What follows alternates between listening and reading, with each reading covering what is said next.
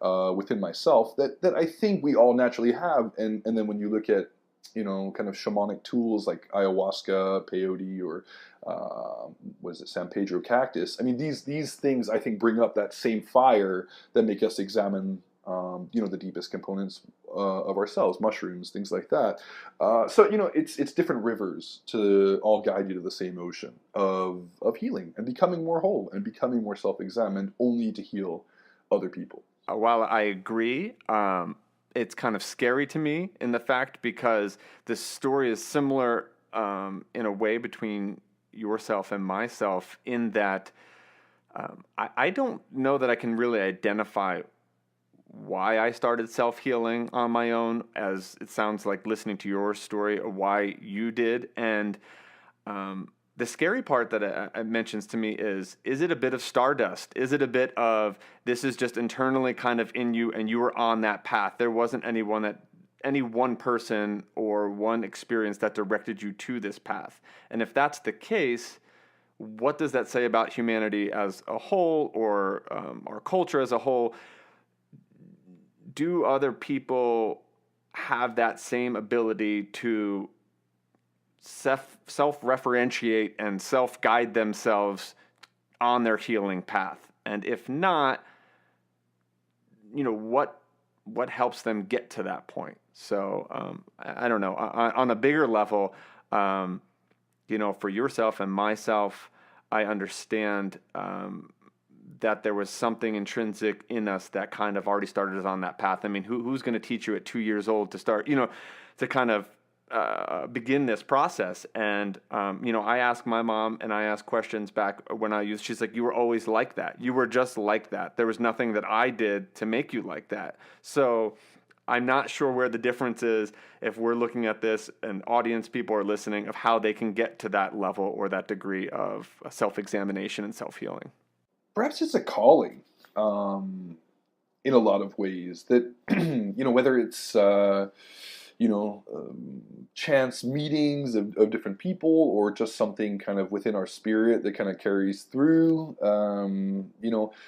I feel like being a healer is a calling, and demanding that you're self-examined enough takes courage and strength. And I think, it's hard to say where it all begins, but it's nice to meet people who are a bit older than us. I mean, we talked about elders the other day, and it's not like, I mean, perhaps having had the 60s, where now they're the grandparents, there's kind of more of a culture of people guiding the way. And we don't have to feel so alone in Western culture about these feelings, maybe being highly intuitive, being highly empathetic, getting these deep bursts of compassion when we see, the Sarah McLachlan, dogs in cages video, that really evokes a lot of stuff. But I'm not saying it's necessarily a cultural thing, but it's definitely a better time to have that calling, because there's a lot of support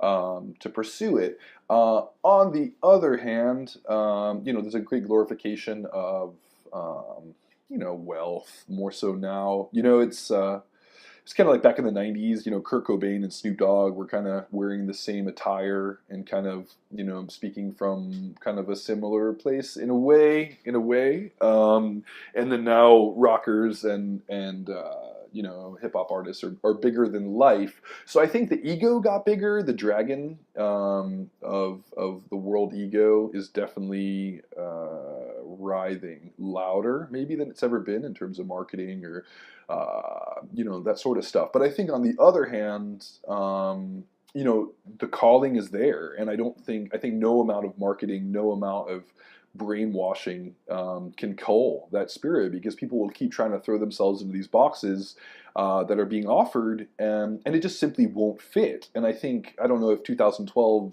what that actually, I was just in Mexico, and apparently everything's on course for, greater and greater truth, in the world, according to the Mayans. And I totally honor that.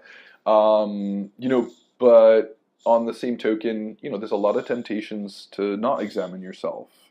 Even something like Facebook, I think, is very, it encourages narcissism, which pulls us away from that humility and that self-love in a lot of ways, especially for others who, kind of seek this envy. But yeah, it's a challenge. But I think it's a calling more than anything. That nothing can truly pull us away from that path.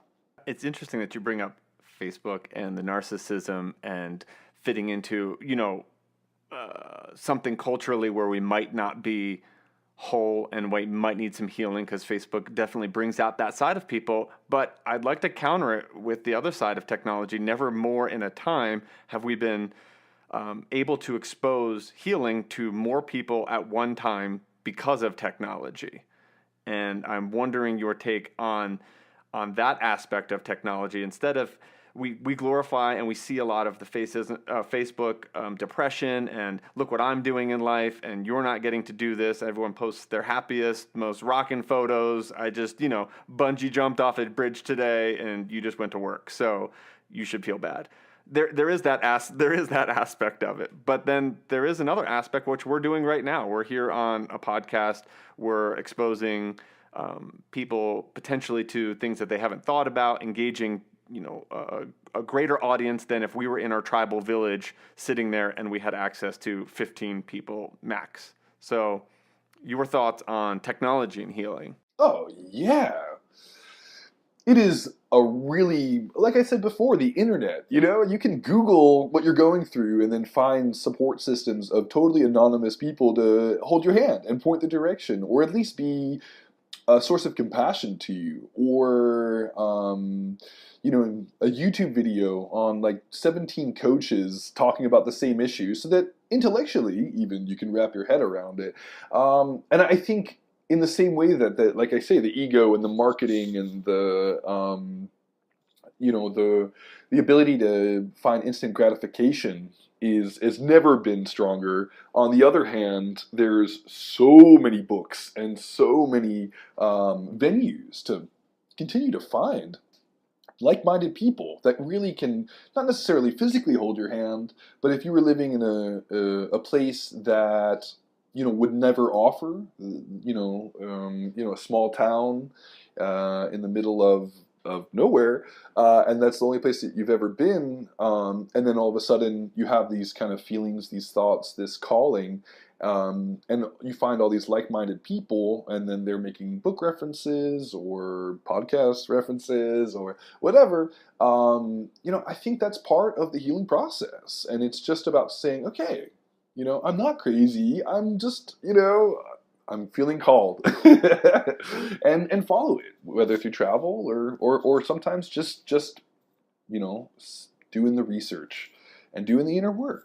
So I think this is a good point to kind of try to make the connection between the individual and the whole. We've talked a lot about people's individual journeys to self-heal and identify if they are broken, some processes to potentially address those issues.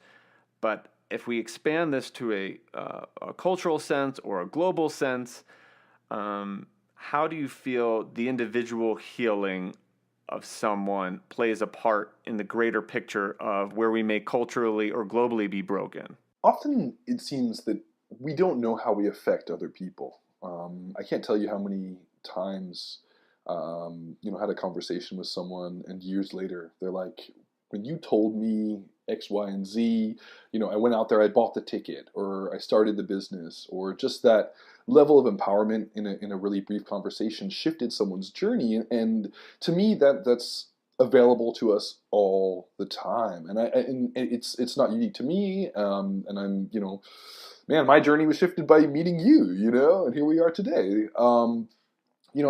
I feel like that sort of influence we have on others is often very subtle, but it can be so impactful. Not so long ago, I was in Guatemala, sitting around a group of young 20-year-olds, and with another guy who was a bit older than me. He was also a healer, and he was about 38. And I just remember being in my 20s, sitting around someone about 10 years older, who was just like, yeah, cut the bullshit. It's not. it's not always someone that wears a robe or, comes from a developing nation that is going to provide you with anything. The teacher lies within.